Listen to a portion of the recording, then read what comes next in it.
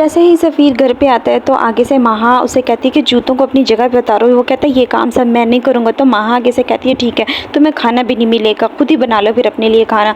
दूसरी तरफ नूर बानो, उसका निकाह हो रहा है शामुराद के साथ। वो खुशी खुशी निकाह कर रही होती है और नूर जहाँ बना रही होती है सेल्फियाँ नूर बानो के बाप को सेंड करने के लिए।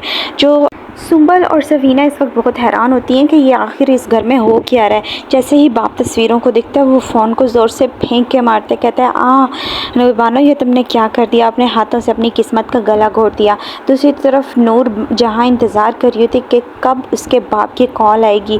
बेचारा शामुराद बहुत ज़्यादा परेशान होता है अपनी बेटी को लेके। सफ़ीना जो है वो अपने शौहर के साथ बात नहीं कर रही होती, बहुत ही खामोशी इख्तियार कर लेती है क्योंकि वो अपने नसीब को अब जान गई है। इधर नूरबानो अपने शौहर के साथ बैठी होती है, उससे यकीन नहीं आ रहा होता कि उसने शादी कर ली है, लेकिन कहीं ना कहीं उसे गिल्ट महसूस हो रहा होता है अपने बाप से जुदाई का। तो उसे खुश करने के लिए शामुराद बहुत सारी कोशिशें करता है और उसे खुश कर देता है। इतने में उसके बाप की कॉल आती है नूरजहाँ के पास। वो उसे कहता है कि तुमने ठीक नहीं किया। तो आगे से खूब जली कटी सुनाती है नूरजहाँ उसके बाप को, कहती है कि अब तुम्हें देखना है कि अब तुम करते क्या हो। सुंबल आती है और नूरजहाँ से पूछती है आपने छोटे बेटे की भी तो शादी की है ना, क्या जाता आप सफ़ीर की भी पसंद की शादी कर देती।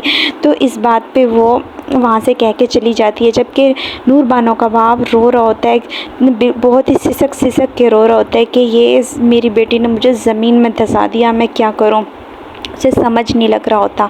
इधर नूर बानो बहुत इंजॉय कर रही होती है। सुबह नाश्ते के टाइम पे जैसे ही टेबल लगती है तो नूर जहाँ की जो ड्रामेबाजियाँ वो शुरू हो जाती है, दूसरी बहुओं को आगे से आगे काम ज़ाहिर करवाती है और अपनी सुंबल की तो इतनी तारीफ़ें करती है तो उसके हाथ से चाय गिर जाती है। तो आगे से कहती है नूर बानो को देखो तुमने मेरी बहू के नज़र लगा दी। अब वो सुंबल को अपने ऑफिस में इन्वॉल्व कर रही है क्योंकि उसे पता है ये बड़ी चालाक लड़की है, ये कहीं कोई उल्टी सुल्टी बात ना कर दे नूर बानो के आगे। अब जो नूर बानो का बाप है वो बहुत ही परेशान है, वो सोच रहा होता है कि किस तरह से मैं हैंडल करूं सब कुछ। नूर बानो मेहंदी लगवा के आती है अपनी सास के पास, उसे पूछती है कैसी लगी है।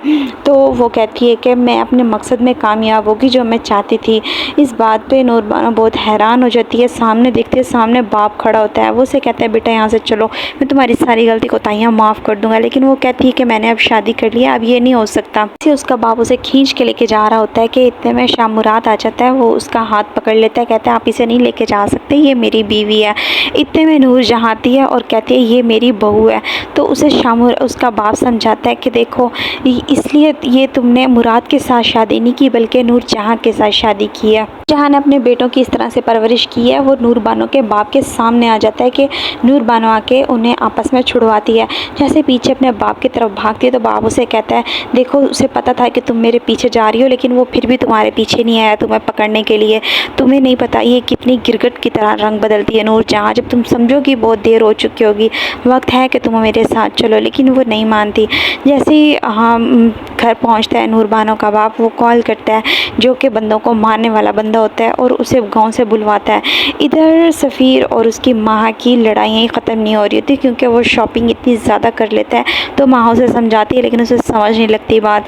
इधर शामुराद कत्ल करने का सारा मंसूबा इख्तियार कर लेता है, लेकिन फिर उसे याद आता है कि मैं अपनी बेटी का घर नहीं उजाड़ सकता, मैं अपनी बेटी को बर्बाद होते हुए नहीं देख सकता, ये सब कुछ ख्याल होते हैं। मुराद जब जाता है नूर बानो के पास तो उसे कहती है तुम्हारी मम्मा ने ठीक नहीं किया, उन्होंने ऐसे नहीं कहना चाहिए था, उन्होंने तो साफ साफ ये जाहिर किया है कि उन्होंने मुझे मेरी बाप के ख़िलाफ़ इस्तेमाल किया है। तो वो अपनी माँ के पास जब जाता है शिकायत के लिए तो माँ साफ साफ कह देती है कि अपनी बीवी को समझाओ, उसने एक दिन आते ही तुम्हारे कान भर दिए। इतने में सफ़ीना आती है, वो समझाती है नूर बानो को कि ये सब कुछ सिर्फ़ और सिर्फ दिखावा था, अब असल ज़िंदगी में आ जाओ और एक्सेप्ट करो और मुकाबला करो क्योंकि यहाँ पे जो दिखता है वैसा बिल्कुल भी होता नहीं है।